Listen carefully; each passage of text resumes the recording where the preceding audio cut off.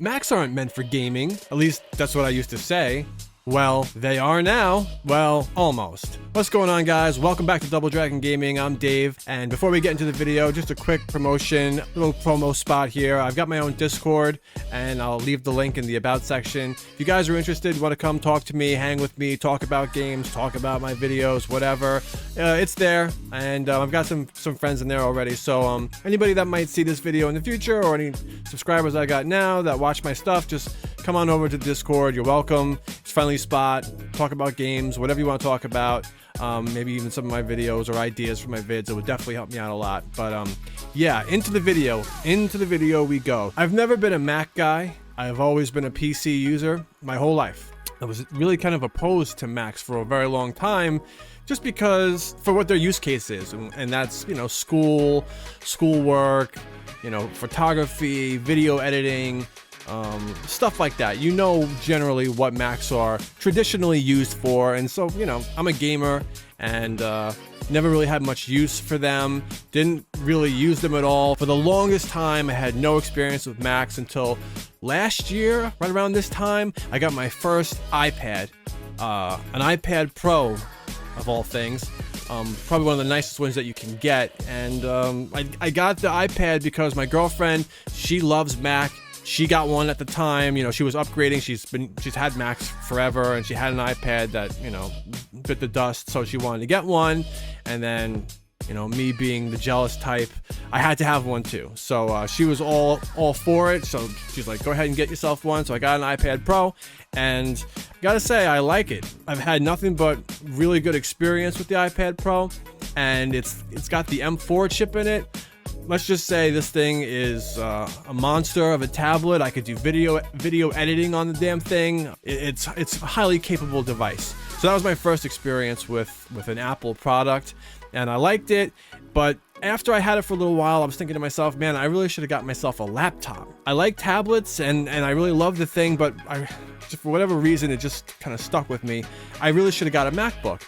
Well, about a month ago, I decided, you know what? I'm living the good life. I work hard, and I went ahead and bought myself a MacBook Pro. And this thing was not cheap. They're very expensive. I went all out on this freaking thing. Now, I didn't get the top of the line, tip-top model that you could get, which is like $3,500 or maybe even more if you go ahead with the, there's like a silicon screen. Is that what it's called? But some kind of special nano screen, where like it reduces glare and stuff like that. So you can add that. You could add the M4 Pro Max chip, which I didn't get that. I have the M4 Pro. But I spent a good amount of money on this thing. It was funny. Well, I'm trying to get this thing at the store. My girl's waiting for me outside the store with our son, and he's like getting antsy, who wants to go. So I'm trying to do this quickly. But the guy who's selling the thing to me is like, man, do you really need this thing? You could get a MacBook Air for like half the price. And he's like, what are you going to use it for? Would you really need this? And I'm like, yeah, I'm a big YouTuber, you know? The guy tried to talk me out of it. I mean, he was giving me all the spiels about, but when I told him, like, you know, I'm a gamer and I do some video editing and some other things, he was like, all right. He finally just said, fuck it, and gave me the damn thing. But it was just funny. Even the guy at the store was like, what are you doing with your life? So I went ahead and got my MacBook. That was like about a month ago. Never had any familiarity with the MacBook operating, the Mac OS, the operating system. So, you know, going from PC to a Mac experience was daunting. For that reason, that very reason, in part why I never got one, right? Because using Windows, it's just so much more intuitive. And not to say that Mac operating systems suck or anything like that, but they're just a little bit more complicated, I guess. It's just not as straightforward and easy. But after a little while, I did get my my bearings with it. So this video is going to be about, in part, my experience with MacBook, being, you know, a new Mac user, and then also how I am shocked at what it's capable of as far as gaming goes. So as I said, it's got the M4 chip, and just like my iPad. But anyway, my MacBook Pro, because I'm a professional, has got the M4 Pro chip, and the thing is, it's impressively thin, though heavy, because I guess for whatever reason, it is heavy. I don't know why. It's a heavy fucking thing, but it's very thin. Despite the fact that it's got a lot of weight, this thing doesn't even have an Ethernet jack in it, and they apparently don't do this because they want to try and keep it as thin and as light as possible. So I was surprised at that. Like, no Ethernet. You could do some kind of whatever fucking USB Thunderbolt conversion to an Ethernet. You got to get an adapter, whatever. If you want to do it, you can do it. So going back a few years, when Diablo 4 first came out, me and my best friend, we were really into it, and I wanted to get my girlfriend into playing it because we were playing Diablo on mobile and stuff like that, and she was trying to play it on her laptop, and the thing was just not running well at all. And you know, at the time, she was like, well, maybe I can get it on my Mac. And I'm like, listen, babe, Macs are not meant for gaming. All right, that's historically they're not known for doing that. It's for other things, for, you know, the reasons I mentioned. And she was fighting me on it, and she even got really upset about it. Like, I was insulting her because I was kind of talking down on her, you know, her beloved Mac or whatever. So, babe, I'm sorry, you were right and I was wrong.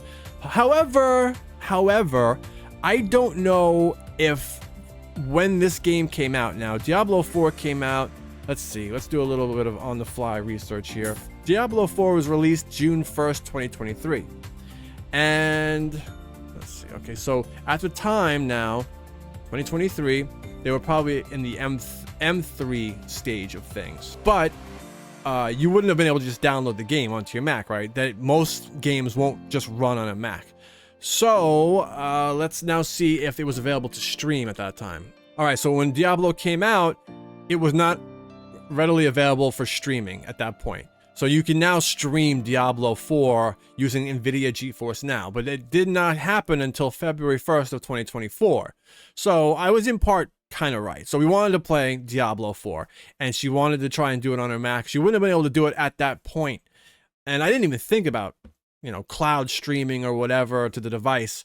So I ended up getting a ROG Ally so that we could play together. But Diablo 4 was released on NVIDIA GeForce Now on February 1st, 2024. And so I'm a big Diablo player, and you can play Diablo 4 on Mac right now, but you got to do like you got to use some other application. What is it called? All right. So you can use one of two ways to play Diablo on the Mac itself. It's either crossover, the crossover application, or the Parallels desktop application. You could also do it possibly through Steam, I'm seeing here. You'll need to add the PC digital version of your Diablo 4 to your Steam library, blah, blah, blah. So, whatever. You guys are not here to hear me talk about Diablo and shit. Whatever. The point is that she was right, and I was kind of right, because you couldn't really just play it on the Mac at that time, though there was a way to do it. But it's still technically, you're not playing Diablo 4 on your Mac natively. You're streaming it using NVIDIA GeForce Now, or there's other ways to do it as well, cloud gaming or whatever. But anyway, I know I really upset her, so I'm sorry. Sorry, babe. Sorry about that. You are correct now in the fact that you can play a fair amount of games. Well, I'm sorry. Let me correct myself. You can play some games on the Mac, but there's not a lot of them. So let's just jump into this next phase here of what you can actually play right now on your, let's say you got one like me, right? Let's say you got an M4 Mac, whether it's the big monster fucking desktop thing or the laptop. So M4 powered Macs can handle a surprisingly wide range of impressive games, including graphically demanding titles like Baulders Gate 3, Death Stranding, Director's Cut, and Cyberpunk 2077, which I think just released on the Mac store. Alongside popular and well-optimized choices like Civilization 4, Resident Evil 4, and No Man's Sky, although I have looked into trying to play No Man's Sky natively on the Mac, and you can do it, but you got to do it through Steam.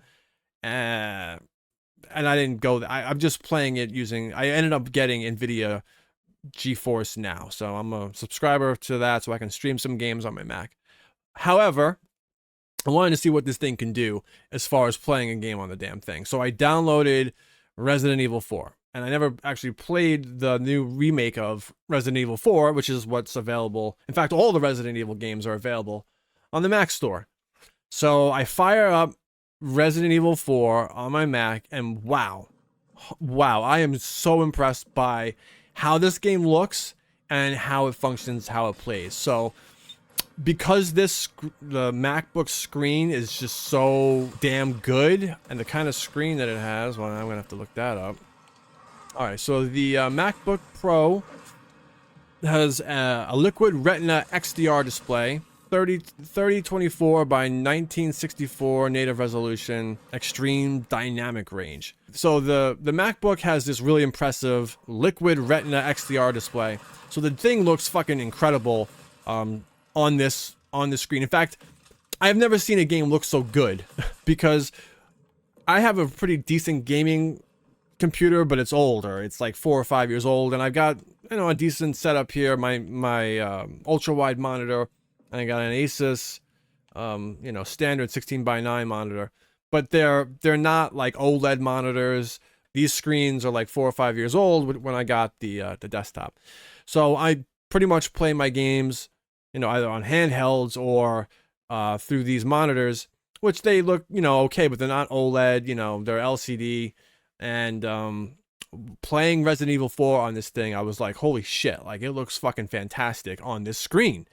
And graphically, really just fucking smooth, man. Like the blacks, like such deep, and I never cared about how blacks looked, you know? Like I was always like, who gives a fuck? But like, damn, like wow, you know, it's impressive. I'll just say that. So the only game I've really played on this thing is Resident Evil 4. And, you know, I'm trying to show you some of what that looks like now. And it's really impressive. Really impressive, given the fact that these Macs, they don't have a graphics card. And that's always been the thing with Macs, right? They don't have a graphics card. They use an integrated graphics. I'm about to start trying to talk about some shit that I don't understand. But they use integrated graphics for the most part, and I'm not going to go into all that because I'd probably have to Google it to really explain it right. But what you really need to know and understand is that, you know, traditionally Macs do not have their own graphics card, which is why, you know, pre-M chip era Macs were definitely really not meant for gaming. They could do it. There were some that were available. Apple's transition to in-house M series chips, starting with the M1 in 2020, significantly enhanced Mac gaming capabilities. The M3 Max chip, introduced in late 2023, further improved performance with hardware, accelerated ray tracing, and mesh shading, enabling Macs to run modern video games effectively. Additionally, macOS Sonoma's game mode optimizes system resources for gaming, enhancing performance and reducing latency. So Mac gaming seemed to take a significant step forward with the M1 chip in 2020, and the list of games you could play on the M1 was World of Warcraft, BioShock, Alien Isolation, and Fortnite. But I had something in here about pre-M era games. Before these M chips, you could play like World of Warcraft, I think, Civilization, whatever. There were some games that you could play, but now that these new silicon chips are like crazy fucking fast and capable, you can actually. And what are these M chips? Like what is that? So the M series chip uses what's called an SoC, system on chip design, which integrates all the separate essential components of a computer onto a single compact chip. So you have your CPU and your GPU essentially combined in this M chip. Apple's M-class chips that power the devices combine the central processing unit, the CPU, as I said, and graphics processing unit, GPU, with shared, Apple calls it unified memory. This design, based on ARM architecture and sometimes known as a system on a chip, greatly differs from traditional gaming PCs and gaming laptops, which have separate CPU and GPUs, with GPUs having their own dedicated memory. So now that they've got these M chips, it's opened up the world now for Macs to do some gaming stuff and be pretty capable in doing it. So, oh, here we go. Before Apple introduced the M series chips, Macs primarily used Intel processors and discrete GPUs from their AMD or integrated graphics. Graphically intensive games that could run well on these Macs included Tomb Raider 2013, optimized for Mac with impressive visuals, BioShock Infinite, great performance on Macs with discrete GPUs, Sid Meier's Civilization 6, demanding but manageable on higher-end Intel Macs, Dirt Rally, Shadow of the Tomb Raider, Deus Ex Mankind Divided, and The Witcher 2, Assassin of Kings, well optimized for Mac. So performance for them depended on the Mac model, with MacBook Pros and iMacs with discrete graphics handling these games better. Pre-M chip era, Macs could do some gaming, but they were never really known for that, and that was the general consensus amongst especially gamers. Like Macs aren't meant for gaming. That's what you do with them. I guess you could, but if you're a real gamer and you want to play some games, not what you were gonna do. But now you can. So getting back to Resident Evil 4, the game is really great on my MacBook, and I'm assuming any Mac really, from the M1 even to the 4 could probably play it, though I don't know how well. But the library of games on the Mac Store is just very small. So you've got all the Resident Evil games on there. You now have Cyberpunk, which can run pretty well, but I'm also seeing people having some issues with that, especially on like the M1 chip and the M2. But the M4 seems like it's probably going to handle it pretty well. And there's just not a ton of games aside from that, because these developers would have to make the game playable on Macs, and most people aren't gaming on Macs. So hopefully now, going forward, you're going to see more games being available. I mean, Cyberpunk just came out for the thing, I think. Let's see, when was that done? Cyberpunk 2077 was released on Mac on July 17th, 2025. The Cyberpunk 2077 Ultimate Edition, making it available on the Mac App Store, Steam, blah, blah, blah, Epic Games. And the Mac version is optimized for Apple Silicon chips, featuring new Metal support and spatial audio. Spatial audio. But what about if you have a MacBook Air, right? I was considering that, and that was pushed to me.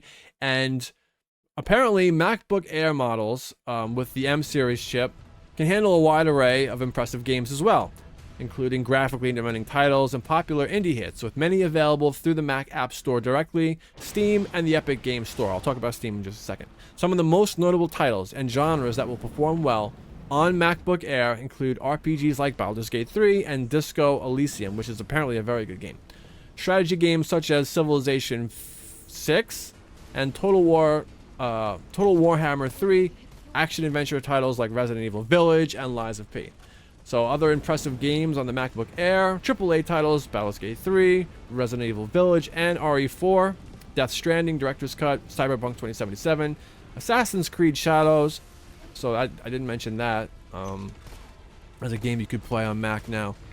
Strategy and simulation games, Civilization 6, Total War, Warhammer, Factorio, don't know what that is, and some indie games and other notable ones, Disco Elysium, Hades, Stardew Valley, League of Legends, and Counter-Strike Global Offensive, and also Stray. Apple Silicon optimization. Games optimized for Apple Silicon M series chips will generally perform best, taking full advantage of the hardware capabilities.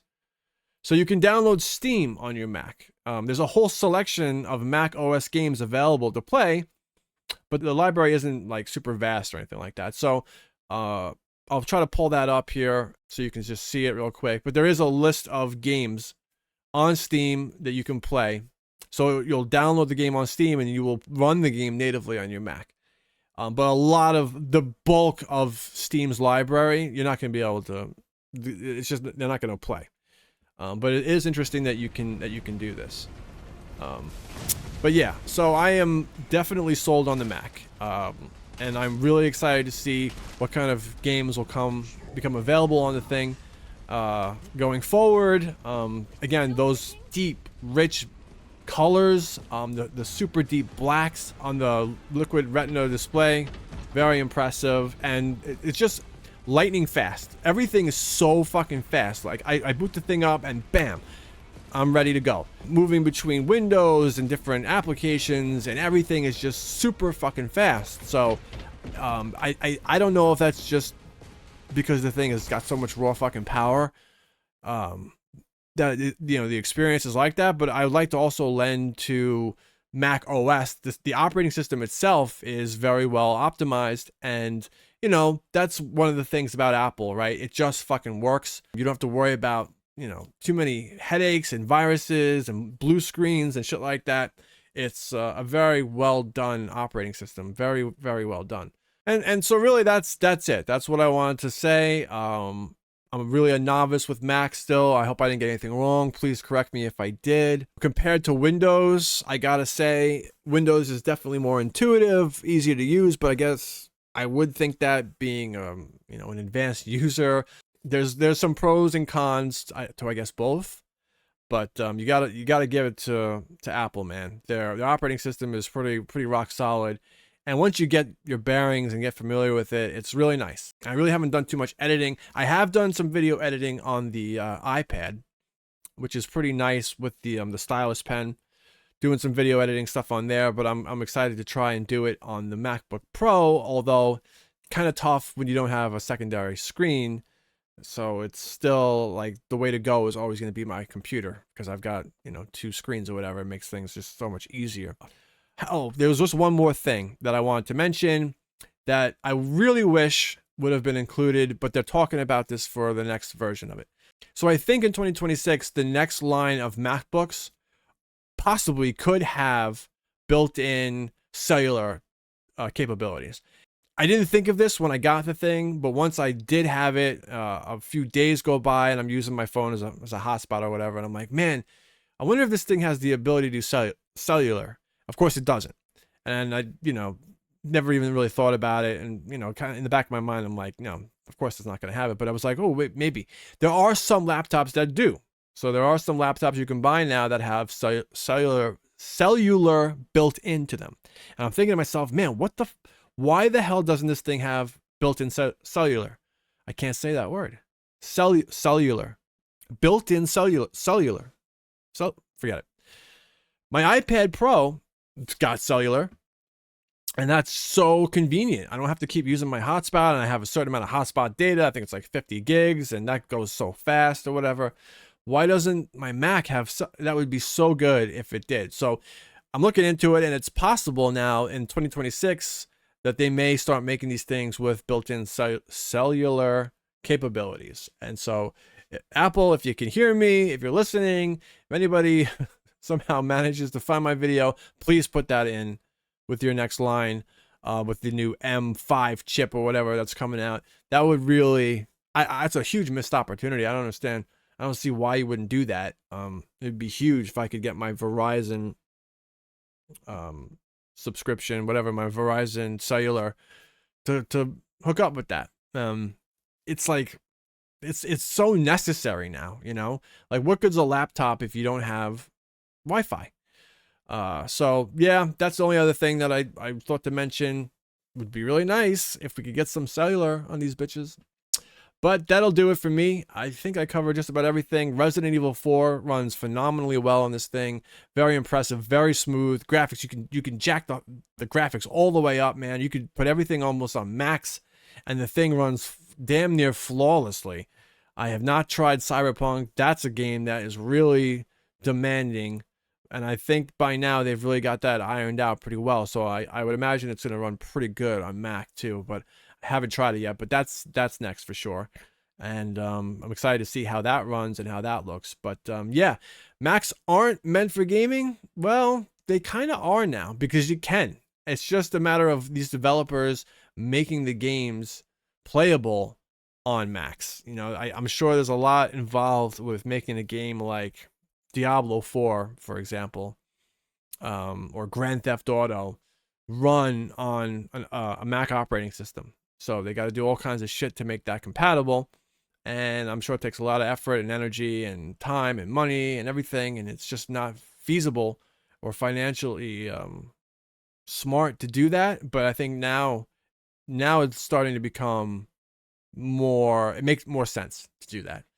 So that's going to do it for this one, guys. I got some more videos cooking, some good ones, I think. I hope you'll enjoy, and I hope you guys are liking my videos. Man, please, if you've made it this far, if you somehow did, and you're not subscribed, please subscribe to Double Dragon Gaming. I could really use the support, and please like the video. That really helps it to thrive on YouTube. So, you know, that's gonna do it. I got other shit to do. Thanks so much for watching. We'll be back soon with more videos, more games to play on Double Dragon Gaming. Peace out, guys.